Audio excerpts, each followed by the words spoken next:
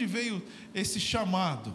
E eu queria aproveitar esse tempo agora, hoje à noite, né? Nós vamos ter 3 tempos diferentes, hoje à noite, amanhã de manhã e amanhã à noite, para falar um pouquinho para vocês como isso começou e como isso tem impactado a minha vida e a vida da igreja, não só aqui no Brasil, mas no mundo todo. Você está vendo ali, vai ver agora, o slide que é o nome da organização que a gente trabalha, Abuna. Abuna é uma palavra aramaica. Alguém sabe de onde veio esse idioma, essa língua? Aramaico é a língua que Jesus falava. A sua Bíblia, inclusive, foi escrita em 3 línguas: hebraico, grego e aramaico. Partes dela foi escrita em aramaico.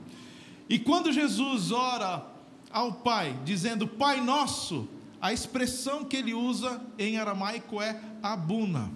Então, Abuna é Pai Nosso. É justamente esse que encabeça toda a família, no céu e na terra. Mas onde isso começou?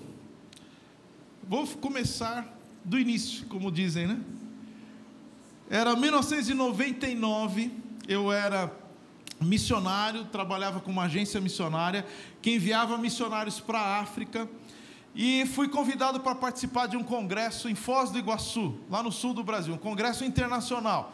Vieram pessoas, pastores, missionários do mundo todo, para ficar uma semana em Foz do Iguaçu, falando sobre missões, falando sobre esse projeto de Deus de alcançar todos os povos. Porque você sabe, né?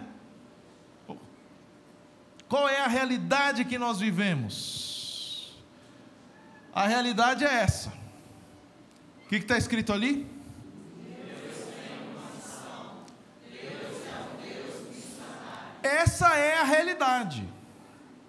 Tudo que nós vemos, as notícias, tudo que acontece no seu dia a dia, tudo que acontece em toda parte do mundo, ele tem uma realidade por trás disso.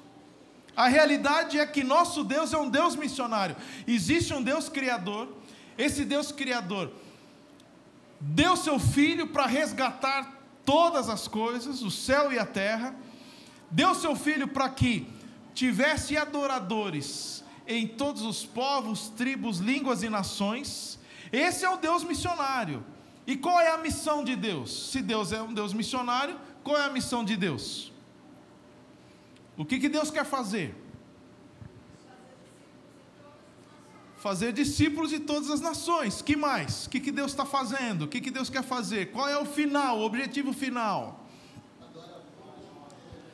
Adoradores de todas as nações. E aqui vem uma história também. Eu sou músico, minha profissão é músico.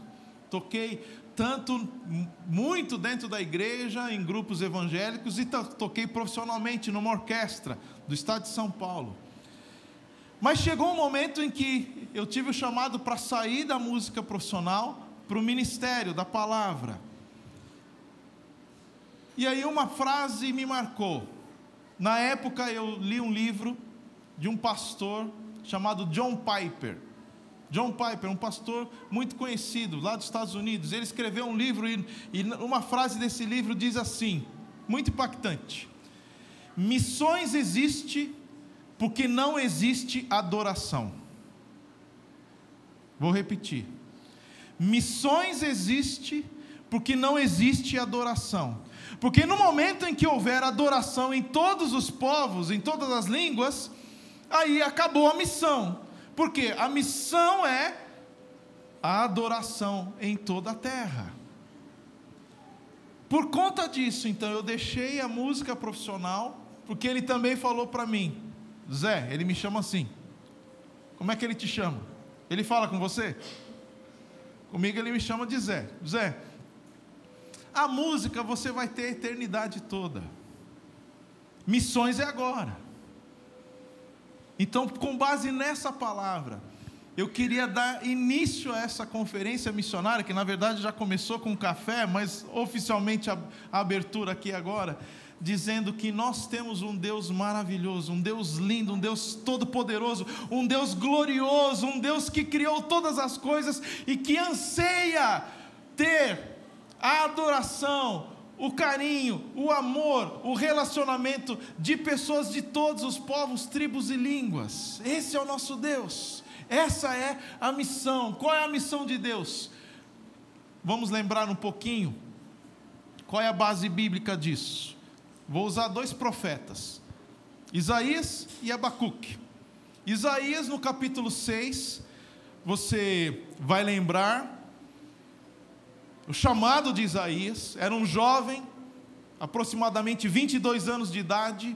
Ele começa o capítulo 6, dizendo assim: no ano em que morreu o rei Uzias, que era um rei muito poderoso, muito próspero, muito inteligente, 40 e poucos anos de reinado, Israel cresceu muito, mas esse rei Uzias, que era muito bom, muito forte, muito poderoso, ele atravessou um limite. Lembra qual foi o limite?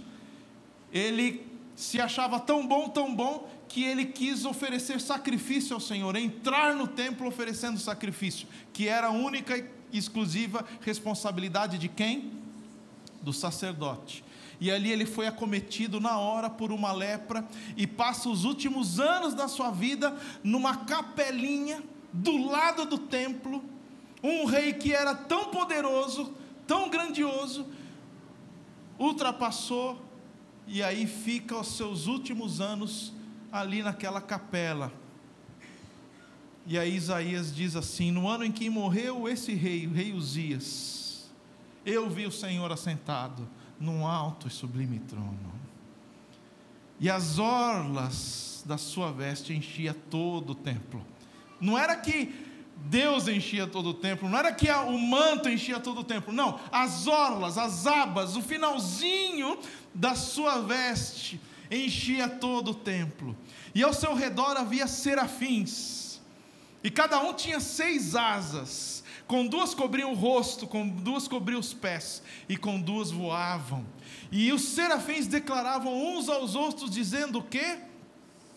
Santo, santo, santo é o Senhor dos exércitos, a terra toda está cheia da sua glória. É isso que a eternidade ouve, é isso que o Deus Todo-Poderoso ouve incessantemente, seres que declaram: santo, santo, santo, tu és santo. Esse Deus santo que tem já adoração de milhões de anjos, precisava da nossa adoração? Precisava? Não precisava, mas Ele decidiu. Deus é amor, e esse Deus de amor não se conteve, e Ele criou todas as coisas para derramar esse amor cada vez mais longe, cada vez mais de formas diferentes. E aí Ele chamou um povo para ser testemunha desse Deus que é santo. Um outro profeta também trabalha com esse conceito de glória de Deus, a terra toda está cheia da sua glória. Abacuque, no capítulo 2, verso 14, vai falar também dessa glória, e você vai entender daqui a pouquinho onde eu quero chegar.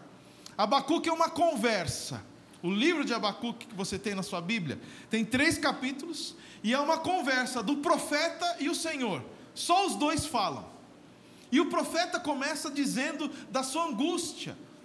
Seu coração está abatido, porque: Senhor, a violência, a corrupção, o justo padece, aquele que não teme ao Senhor, ele prospera, há sangue derramado, onde o Senhor está? Esse é o resumo do capítulo 1, verso 1 a 5. No verso 6, Deus responde, na verdade 1 a 4, no verso 5 Deus responde, daqui a pouco eu vou dar a resposta.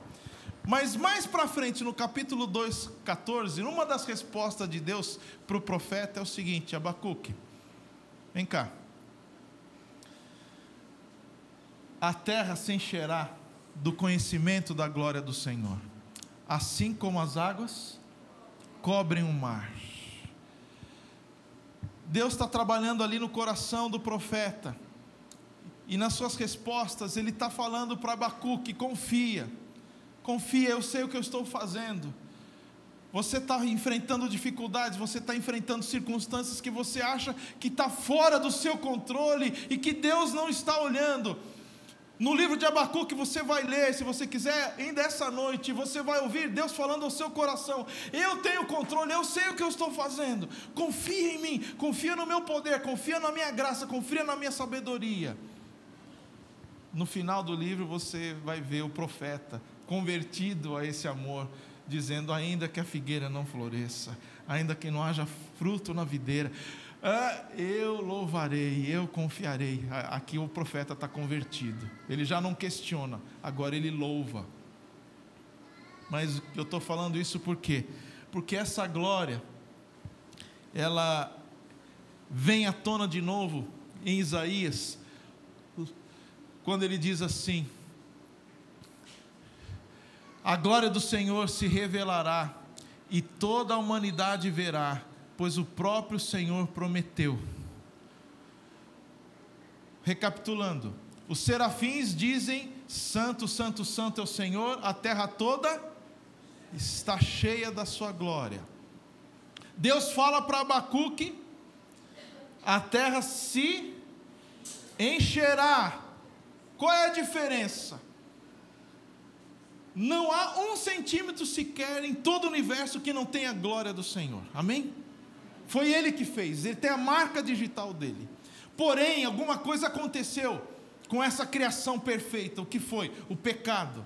E o que o pecado fez nessa criação? Você tem um espelho na sua casa? Daquele bem bonito, né? As mulheres gostam de se preparar e ter aquele espelho grande para ver. Só mulher, né? Homem não gosta disso. O que acontece se você jogar uma pedra nesse espelho? Ele vai ficar estilhaçado, fragmentado. E aquela imagem que você tinha, que era o reflexo seu naquele espelho, agora ela está o quê? Fragmentada, partida, distorcida. Foi isso que o pecado fez com a criação. Então, da mesma maneira em que há a digital desse Criador em toda a criação, há também a marca do pecado. Por isso que Deus fala para Abacuque aqui, ó: a terra se encherá do conhecimento da minha glória. Ou seja, não vai ficar assim para sempre, Abacuque. Não vai ficar assim para sempre. Fala para você mesmo: não vai ficar assim para sempre. Eu não sei o que você está vivendo, eu não sei a circunstância que você está vivendo, mas eu tenho uma verdade absoluta para você: o que você está vivendo não vai durar para sempre. O seu sofrimento terá um fim específico, pontual. Ele está escrevendo uma história, e essa história, a glória dele está embrulhada na sua salvação. E é por isso que agora, voltando de novo lá para Isaías, a glória do Senhor se revelará, e toda a humanidade verá, pois eu mesmo, o Senhor, falei. Gênesis 12, 3, Deus diz a Abraão: sai da tua terra, da casa do teu pai, da sua parentela, e vai para a terra que eu te mostrarei. Lembra disso? Eu engrandecerei o teu nome, você vai ser uma bênção, mas por meio de ti, verso 3, Deus fala: serão benditas, serão abençoadas todas as famílias da terra. Em outras palavras, todas as famílias da terra verão a minha glória, todas as famílias da terra verão o meu amor, todas as famílias da terra verão quem eu sou. Essa é a promessa que Deus fez a Abraão: você sai, você obedece, você confia, e eu vou fazer isso através da sua vida. O chamado de Abraão é o chamado da igreja, e o chamado da igreja é o meu e o seu chamado. Qual é o propósito de Deus na sua vida?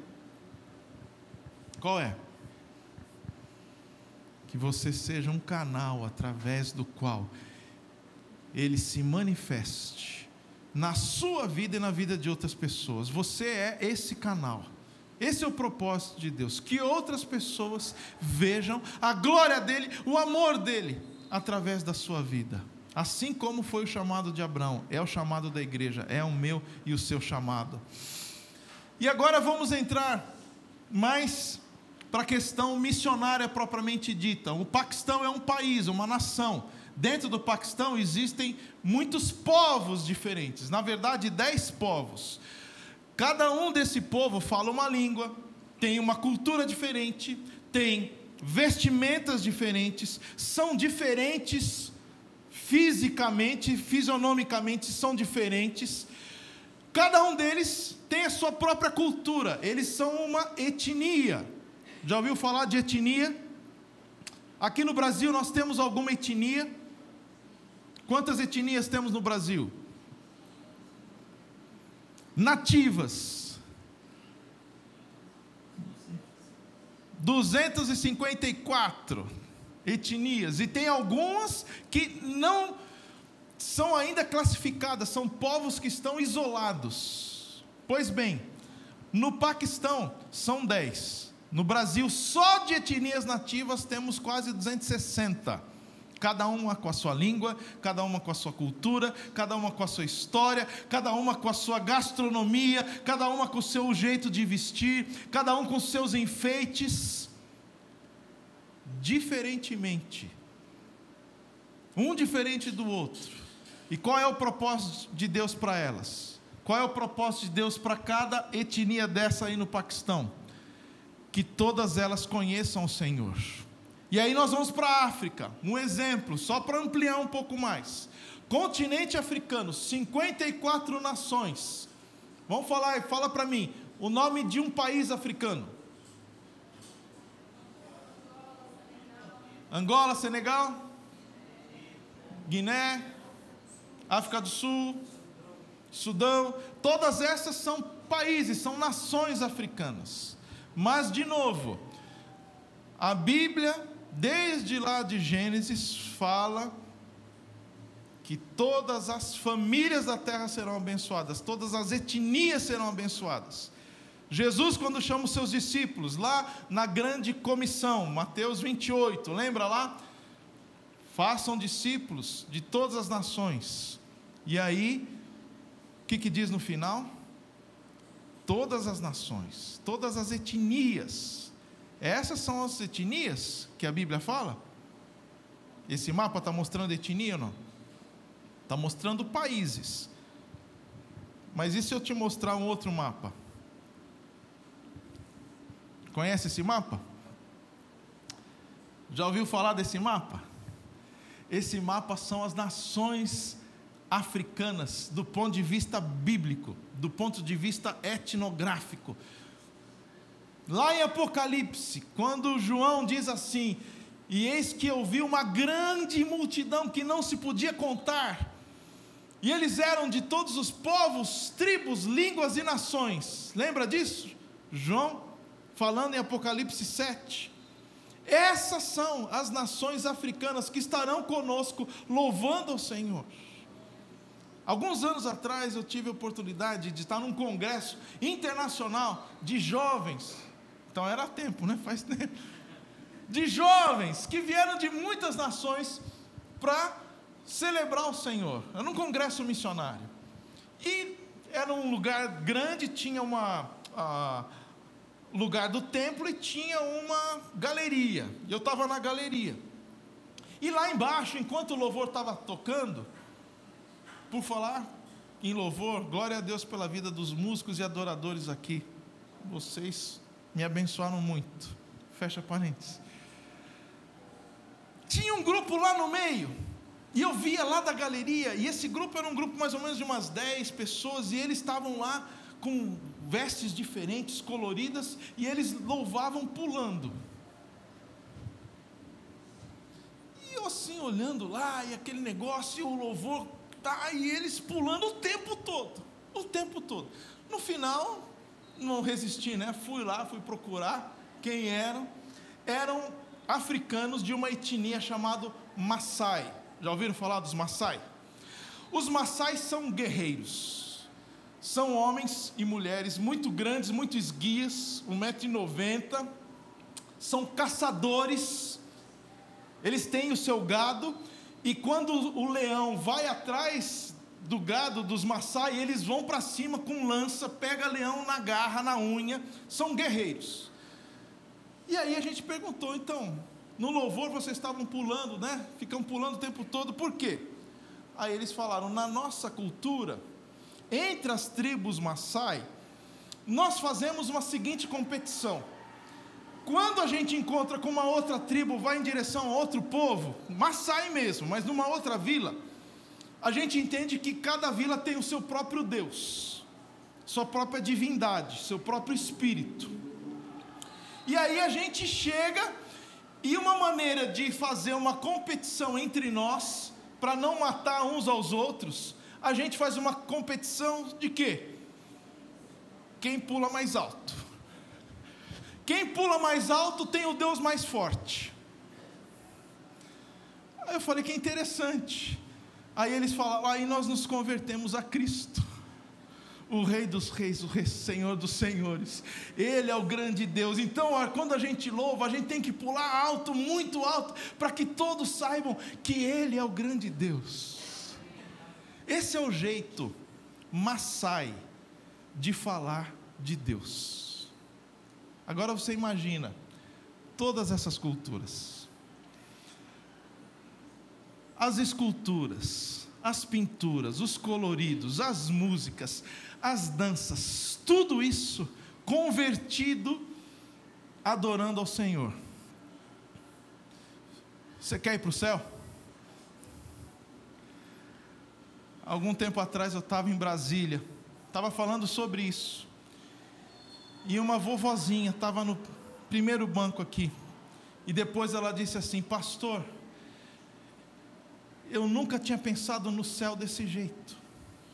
O céu que eu aprendi é aquele céu do desenho animado antigo, sabe aquele desenho animado antigo, preto e branco? O que tem lá no é aquele cinza branco. Então o céu tem a nuvenzinha, que cor que é a nuvenzinha? Branca. O anjinho, que cor que é? Branco. Não tinha nada de colorido. Então para mim o céu era difícil de entender.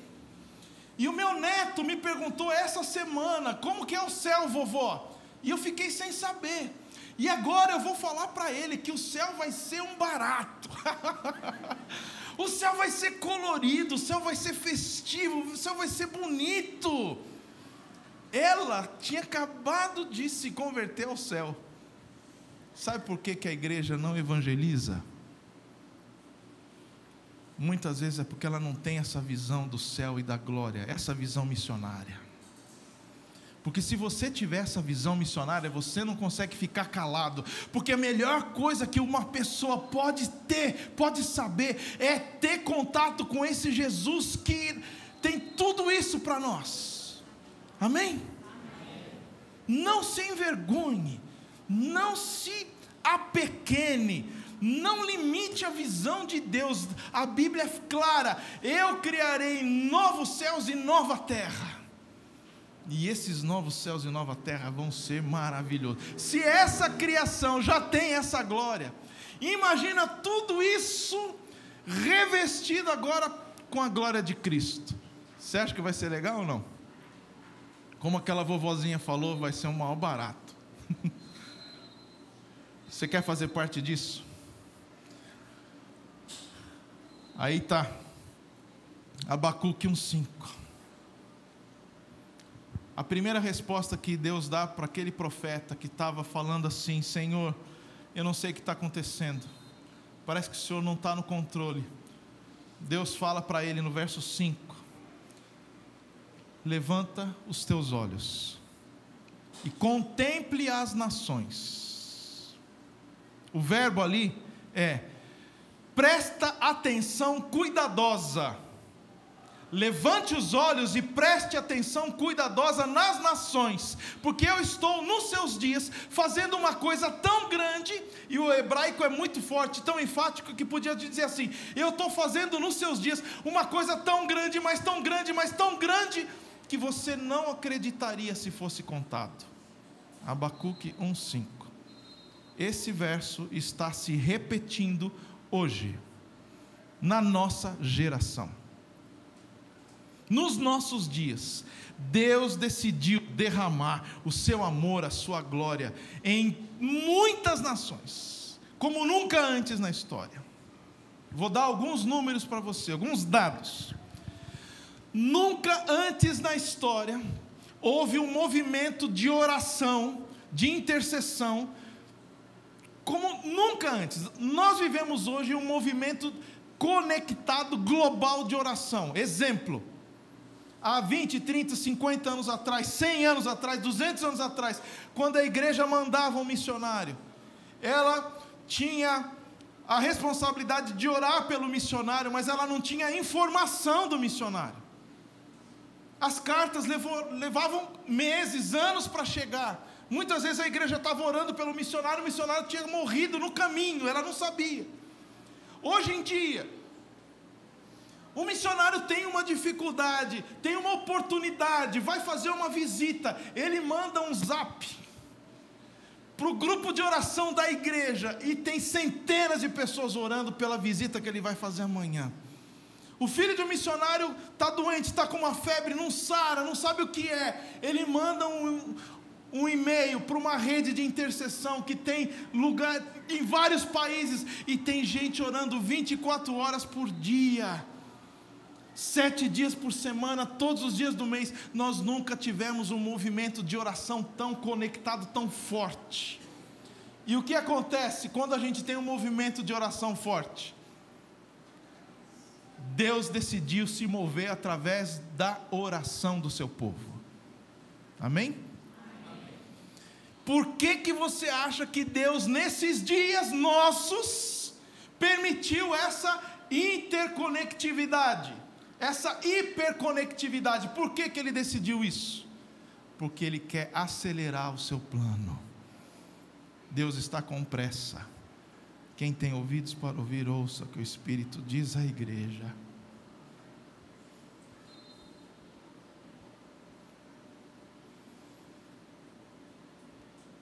Eu não aguento mais ver sofrimento, ver guerras, ver dor, ver fome. A minha igreja precisa se levantar. Os meus filhos e as minhas filhas precisam se dar conta de quem eu sou e de qual é o meu propósito para eles. O coração de Deus está sangrando. Se nós sofremos com o sofrimento, imagina o Deus Santo e Todo-Poderoso. Você acha que Ele ficaria impassível a isso tudo? Não, Ele está levantando, e está levantando homens e mulheres, jovens e crianças. Crianças de 4, 5 anos estão intercedendo, clamando pelas nações, e Deus está levantando barreiras, Deus está destruindo muralhas, e está enviando cada vez mais gente. Crianças.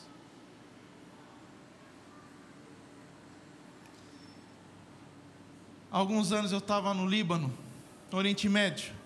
Fui visitar um campo de refugiados que chama Campo das Viúvas. 90% daquele campo eram mulheres que tinham perdido seus maridos na guerra por causa do Estado Islâmico, terrorista, enfim, estavam lá no Líbano, refugiados, um campo de refugiados. E uma igreja presbiteriana, glória a Deus pela igreja presbiteriana, lá do Líbano, teve a visão de montar uma escola no meio do campo de refugiados, Campo das Viúvas.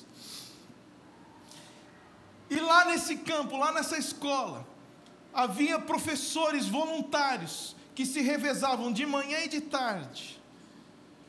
Crianças chegavam, era uma tenda, eu ajudei a montar. As crianças, para entrar, tinham primeiro uma sala, que é onde elas deixam sapato, chinelo. Eu tenho foto disso. Não tirei foto das crianças, tirei foto dos chinelos. A gente precisa preservar. E aí, as professoras e professores voluntários ensinam algumas disciplinas para essas crianças sírias refugiadas no Líbano: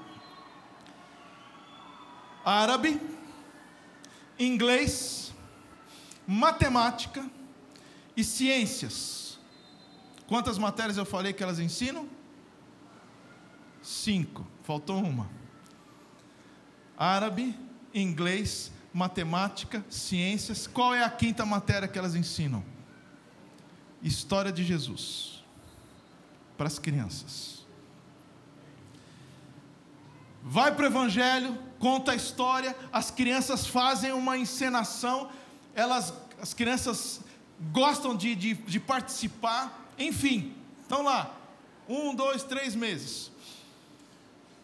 Eu voltei e ouvi esse testemunho.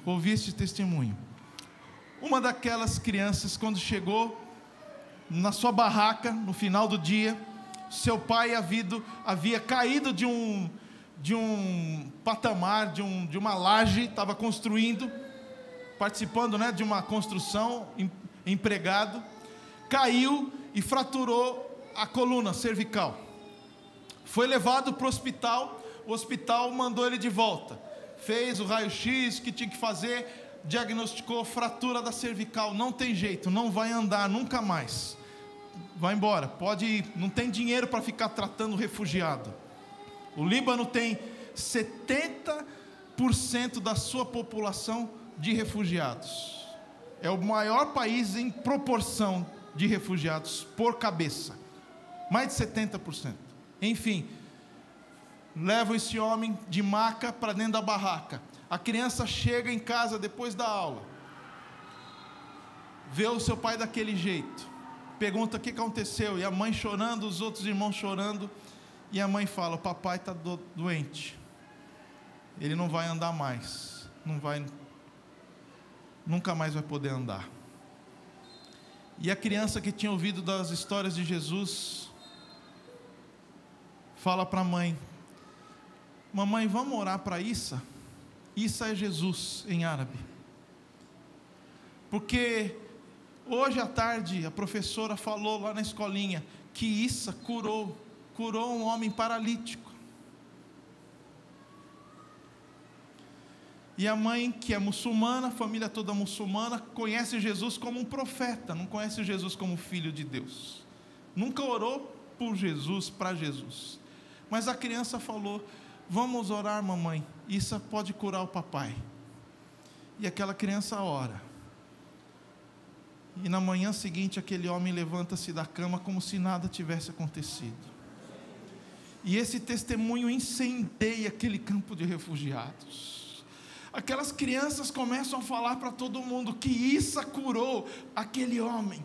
E agora não tem só criança na escola, é adulto que vem para a escola, é adulto que está entupindo a igreja. E as igrejas que tinham poucas pessoas agora tem centenas de refugiados querendo ouvir desse Jesus, desse Issa que cura. Deus está com pressa.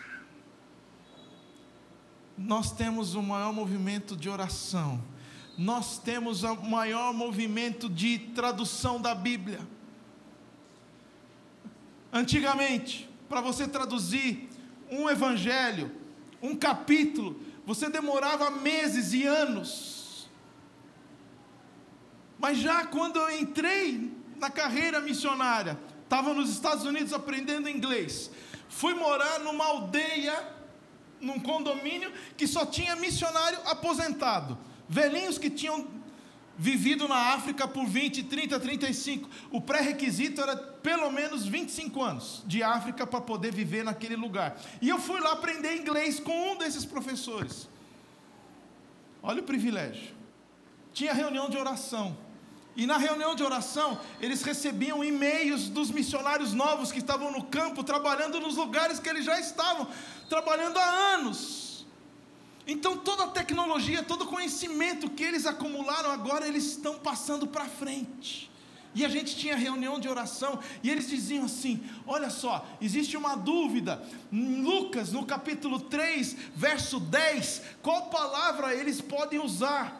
E aí juntava aquele conselho de missionários experientes, que sabiam a língua e a cultura, e aí eles decidiam, faziam aquele mentoreamento e mandavam: usa essa palavra. Pois bem, isso há 30 anos, hoje imagina como está. O missionário não precisa levar uma biblioteca para o campo, ele leva o quê? um pendrive. Dentro do pendrive ele tem uma biblioteca inteira. Está aqui o acesso dele. Antes não podia ter comunicação, agora tem telefone direto. Ou seja, Deus está com pressa. E o que era no passado 20 anos, hoje está se tornando 2, 3 anos para um livro ser traduzido. Mais ainda, existe um movimento. Existem muitas dessas nações. Vou voltar aqui. Muitas dessas nações são nações ágrafas. Já ouviu falar de ágrafa?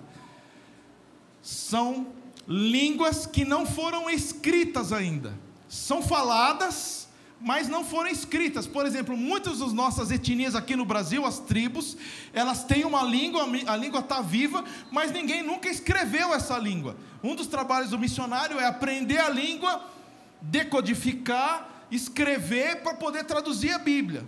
É assim que se faz naturalmente. Aí chegou uma turma missionária e falou assim: Deus está com pressa, a gente precisa acelerar isso, como é que a gente faz? Eles estabeleceram uma nova estratégia, e essa estratégia que está sendo usada hoje para tribos ágrafas. Sabe como faz? Eles pegam vários missionários, montam uma equipe, e cada missionário vai aprender um livro de cor, vai memorizar um evangelho, um livro, palavra por palavra. Você é responsável por Lucas, então você vai ter Lucas na sua cabeça. Corta o braço, sai Lucas. O outro é Marcos, o outro é João. Cada um memoriza, e aí eles vão para aquela tribo e começam a viver junto com aquela tribo, e começam a discipular e a ensinar aquelas pessoas. E aí essas pessoas começam a memorizar. E a partir de 1, de 2, em 2, 3 anos, a aldeia toda está sabendo. Tem a Bíblia memorizada. É isso que Deus está fazendo agora, nos nossos dias. Eu podia falar de outros dados, mas vou falar de um que ainda me entristece. É esse aqui. Por que Deus está com pressa? Porque cada pontinho vermelho que você está vendo aí é um povo que não tem o Evangelho, que não tem a Bíblia traduzida, que não tem um missionário, que não tem uma igreja e que não tem nenhuma iniciativa de alcance. É diferente de um povo não alcançado. Povo não alcançado é quando não tem uma igreja nativa, forte, capaz de evangelizar o seu próprio povo. Esse é um povo não alcançado. Exemplo, em 1999 eu fui para a Indonésia, visitei uma família crente, no meio de uma das ilhas. Era a única família crente, era uma tapera, eles moraram numa tapera. Uma das experiências mais fortes que eu tive com a ceia do Senhor foi nessa casa. E ali, ela era a única família de um povo de mais de 1.200.000 pessoas muçulmanas, e eles eram uma única família evangélica. Então esse é um povo não alcançado. Já existe testemunho, já existe crentes ali, mas eles não têm força suficiente para alcançar seu próprio povo. Tem milhares de povos não alcançados ainda, mas não é esse o mapa. O mapa é povos não engajados. É mais grave. Não é que não tem uma pessoa, ou que tem uma família e que não consegue. Não, aqui não tem nada. É nada de nada, de nada, de nada. Não tem testemunho. Não tem Bíblia, não tem missionário, não tem movimento de oração, não tem nada. Como você encara um mapa como esse? Como é que você acha que o nosso Pai está olhando para esse mapa?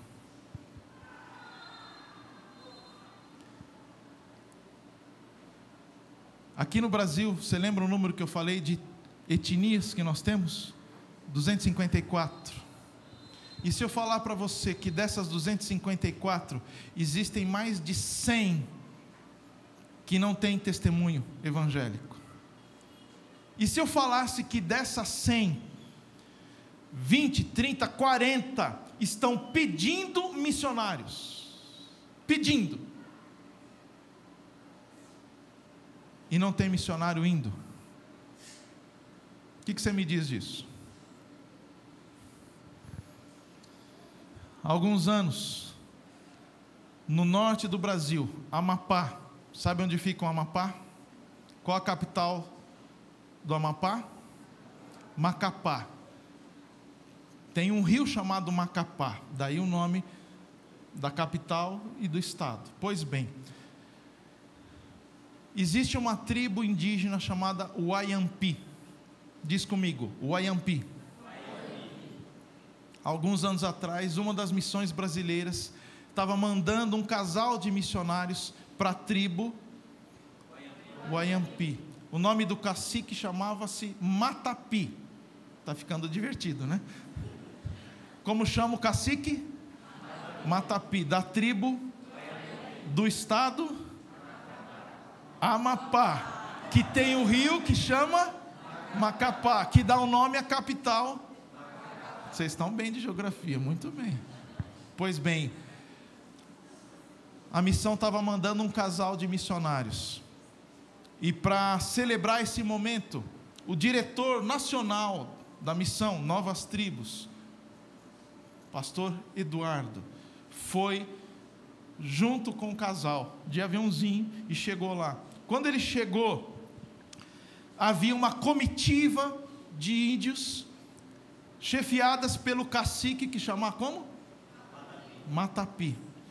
E o cacique Matapi juntou outros caciques da região e foi lá recepcionar o diretor e os novos missionários. E aí chegou ali na pista, aquela coisa, né, cacique com cacique conversando, até que um momento o Matapi chega e fala para o Eduardo: nós queremos missionário.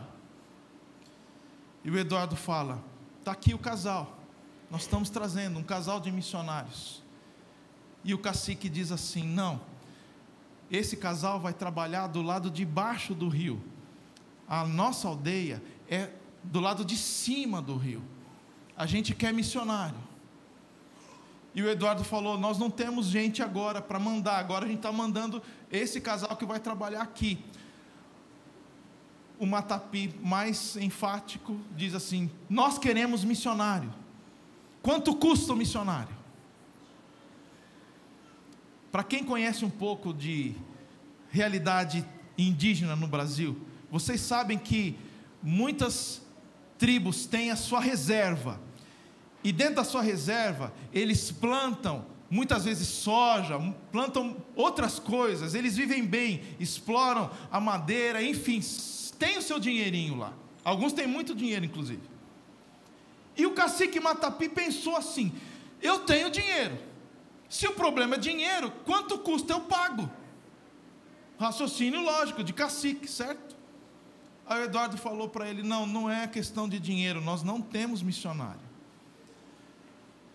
E aí, de repente, um silêncio, e o cacique começa a bater no peito.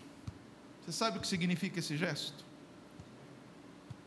Esse é um gesto que em muitas culturas no mundo todo, ele é frequente.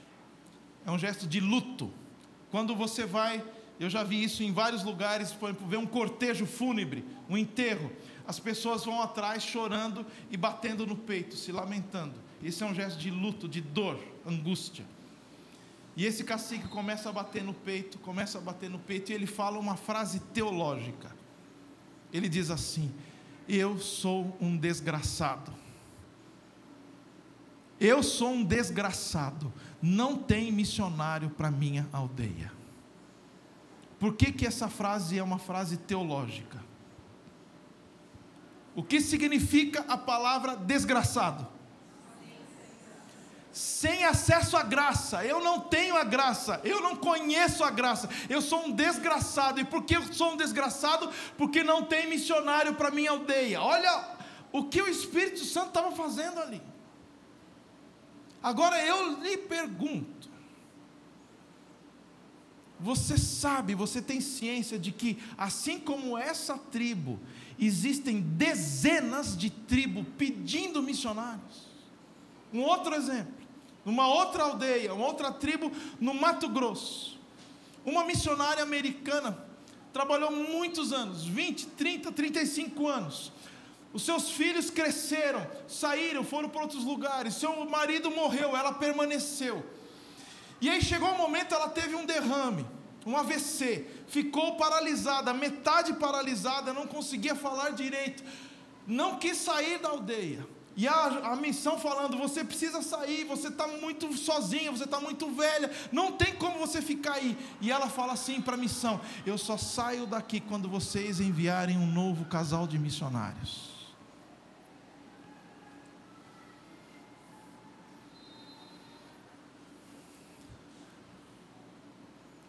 Pergunta: há quanto tempo o Evangelho está no Brasil? Para os presbiterianos, há quanto tempo o presbiterianismo está no Brasil? 160 anos mais ou menos. Tá bom. Vamos tomar esse número como referência. Em 160 anos, já deu tempo da igreja brasileira chegar nesses lugares? Já deu. Então não é questão de tempo.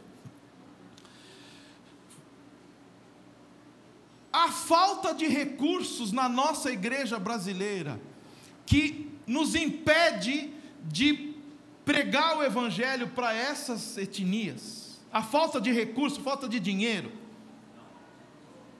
Sim ou não? Não, temos dinheiro. Olhem os nossos prédios, olhem os nossos estacionamentos, vocês vão fazer a conta facinho. Temos dinheiro, Deus tem nos abençoado, amém? Amém. Temos dinheiro, então temos tempo, temos dinheiro. Você pode dizer, pastor, mas isso aqui é uma realidade, inclusive ali estou vendo, né, tem muitos pontinhos vermelhos no Brasil, não tem treinamento missionário para eles. As pessoas estão ali, querem ir, mas não tem recurso, não tem gente que ensine missões, não tem seminário, centro de treinamento missionário, é verdade? Tem. Aí você diz, não pastor, eu já sei, não tem gente que queira ir, é por isso. É verdade? Não. Há 37 anos eu trabalho com missões, e eu sou testemunha. Tem gente querendo ir, mas aonde está a peça que está faltando nessa história? Por que isso é uma realidade? O que falta? Romanos 10, abra sua Bíblia.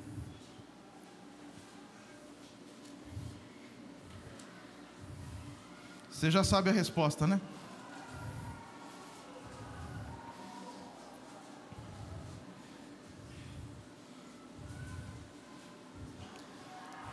Verso 13, Romanos 10, 13.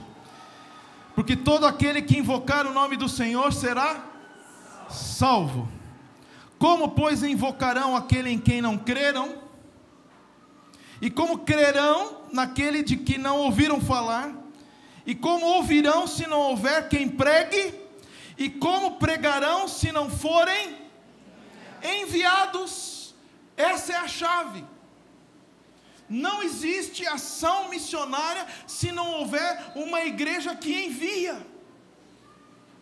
Missão no corpo de Cristo, que é o tema dessa conferência, ela precisa ser feita no corpo, pelo corpo, com o corpo, todos juntos. Não é a mão que vai sozinha, não é o pé que vai sozinho, é o corpo de Cristo que vai junto, amém? Então esse quadro vai mudar.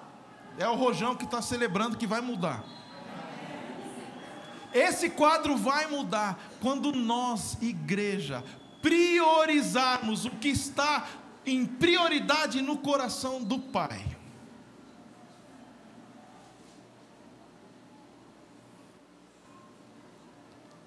Nós precisamos de arrependimento. Nós precisamos reconhecer diante do Pai que temos feito e nos envolvido em muitas coisas que não era para a gente se envolver. Temos gasto tempo, temos gasto recursos financeiros e humanos fora da prioridade dele. Eu sou pastor, eu sei o que envolve o pastorado de uma igreja.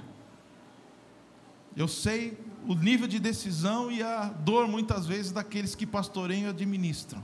Mas uma coisa nós precisamos resolver com o Papai do Céu. Senhor, o que está na nossa agenda, o que está no nosso coração,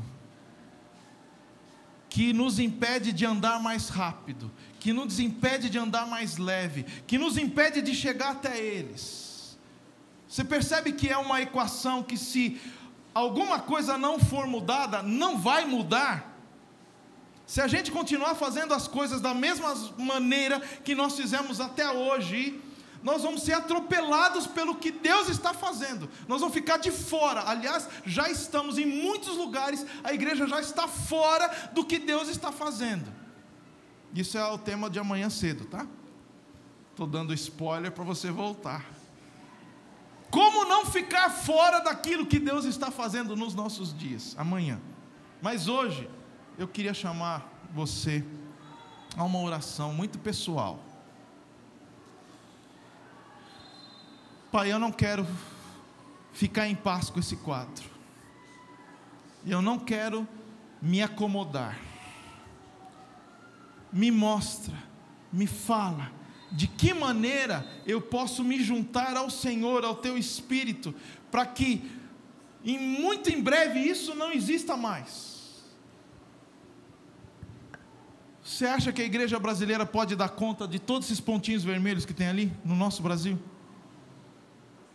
Eu digo, se a igreja brasileira se levantar, nós podemos mudar esse quadro de cabeça para baixo e eliminar todos esses pontos. Essa é a minha angústia. Eu saio do Brasil, quando eu saio do Brasil, as pessoas vêm para mim e falam: pastor, eu estou precisando de missionários, seja na África, seja na Ásia, em qualquer lugar do mundo que eu vou, eles falam assim: pastor, quantos missionários o senhor está mandando?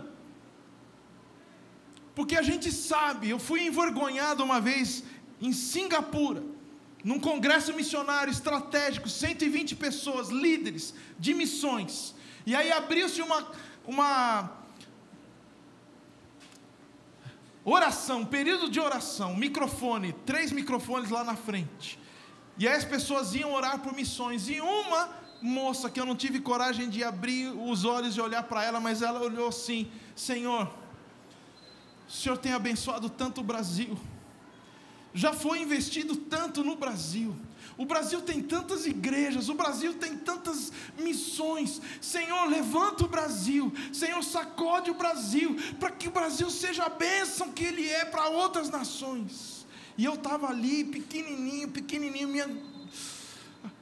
saí daquele espaço com crachá, José Prado, Brasil. Tenho um pedido para você, tem um povo não alcançado que eu preciso de brasileiros. Um outro, tem um pedido para você, tem um povo ali que só brasileiro entra, você vai vir. Essa é a minha angústia.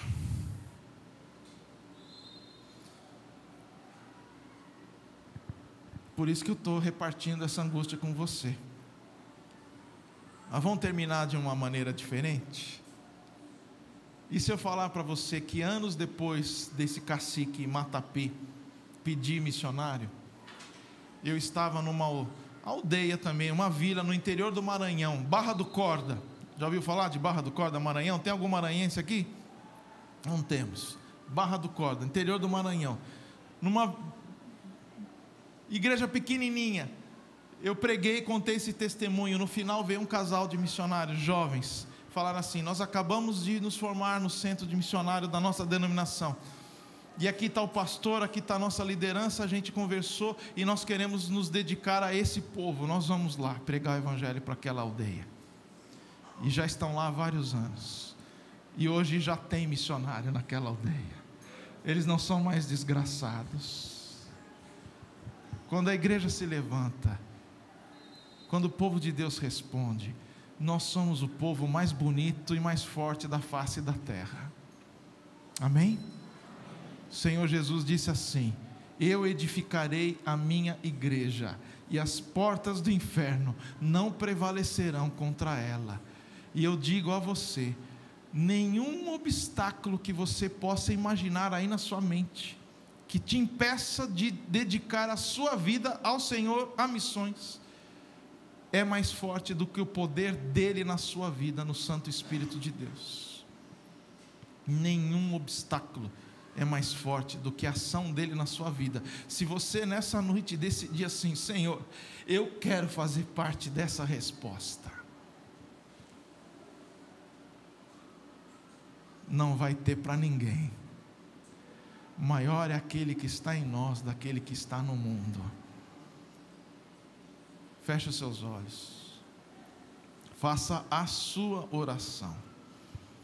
Como você responde àquilo que você ouviu o Pai falando?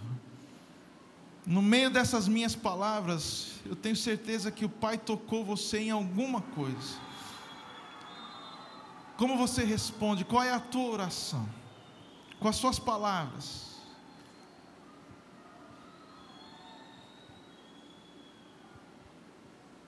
Se você tiver coragem, diz assim: eis-me aqui, Senhor. Eis-me aqui.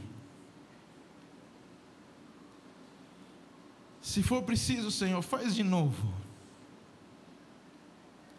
Faz de novo, Senhor, molda o meu pensamento, molda as minhas emoções, molda o meu jeito de olhar. Faz de novo, Senhor. Pai, derrama do teu Santo Espírito sobre esta igreja, sobre esses irmãos e irmãs que estão aqui hoje, nessa noite. Derrama-te, Senhor, de uma forma especial, abundante, pessoal, carinhosa, poderosa. Mexe, Senhor, aonde precisa ser mexido, e levanta uma igreja cada vez mais forte. Pessoas, homens, mulheres, crianças, idosos, gente se dispondo a entrar nessa onda que o Senhor está criando no mundo todo. Gente que está dizendo: Senhor, eis-me aqui, eu não sei o que fazer, eu não sei como fazer, eu não sei por onde começar, mas eu quero fazer parte, eu quero